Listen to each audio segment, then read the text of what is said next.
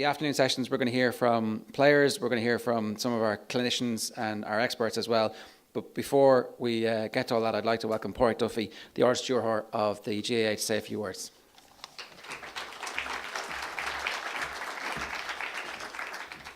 Thank you, Ger, and I have to say I agree totally. It was a wonderful morning, so informative and so interesting. I want just to start off by, again, just on my own behalf, saying a thank you to Bon Secours and Bill Maher for making this partnership and this event possible today, and especially to thank Dr. Collins, Dr. Costas and Dr. Muka for the wonderful presentations we had this morning.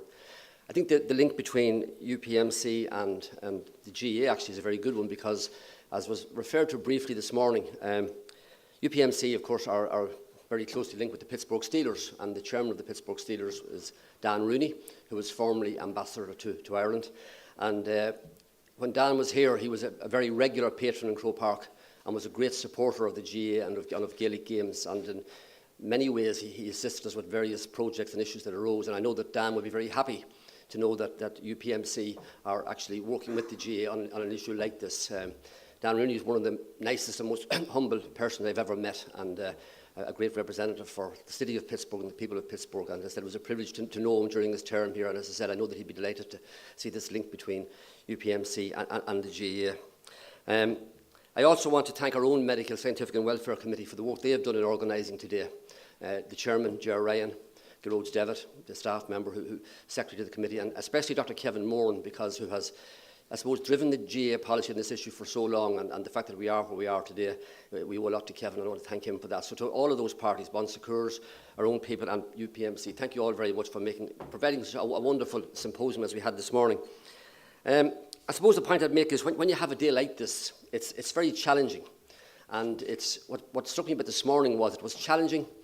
It was very real in that we could all relate to the incidents and stories and issues that arose. And it's also somewhat unsettling. I think, as an administrator who has responsibility for ensuring that we do implement our own policies, it naturally raises questions, and it makes you ask, are your policies correct? Are you doing things the right way? Are there better ways?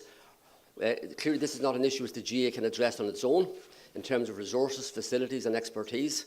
But it does make you question what you do, and that's a really good thing.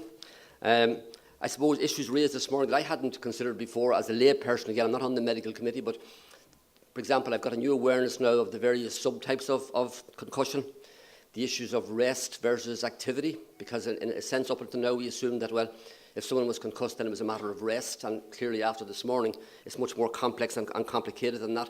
So I have no doubt that our medical committee from today will look at all our protocols, all our rules, all our guidelines, and there may be some changes, but that's a really good thing.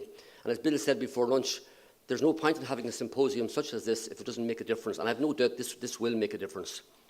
Just to make maybe one particular comment, and I'm making this comment only in terms of the GAA and our own sport, but our policy on concussion, I suppose, has been driven by the mantra, if in doubt, you take the player out.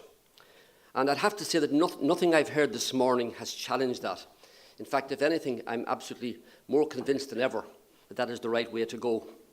The key values, one of the key values of our association is the welfare of our players. And we may talk about elite players and so on, but we have no professional players. All our players are amateur, and their welfare must be paramount for us. And the debate before lunch about the matter of a concussion sub or whatever was very interesting and clearly quite heated, and people have genuinely held views on both sides. But for me, there really only can be one answer. If you are in doubt, you take the player out. Because, and this is a lay person talking, it seems to me that if you say that you can bring someone and spend 10 minutes diagnosing whether it's a concussion or not, that in itself implies the possibility of the player going back in again. And from my point of view, I would much prefer that 1,000 times you would take a player off, and if we proved that he hadn't got a concussion, than for once to put a player back on and take a second concussion in the same game. That would be catastrophic. And for an organisation like ours, we have to not err, but act on the side of the player. So for me, that's my tuppence worth. It's just my view. And I think I'd be very slow to see the GAA moving away from its current policy. The challenge for us is to educate, educate, educate.